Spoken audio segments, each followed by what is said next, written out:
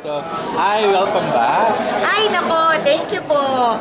Ito, I have returned. Hashtag, I shall return, and now I have returned. I'm here.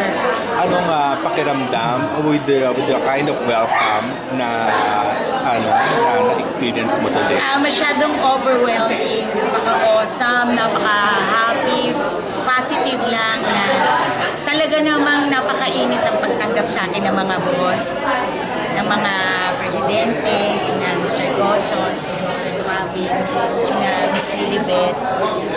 Napakasaya kasi nandito, kagaya nga na sinabi ko kung bakit ako naging emotional kanina, hindi nila ako kinalimutan na ako ay kapuso nila. At hindi lang yung mga boss ang masaya, pati yung mga ordinaryong mga empleyado, talagang ingasan. Kinukwento nga ni Mr.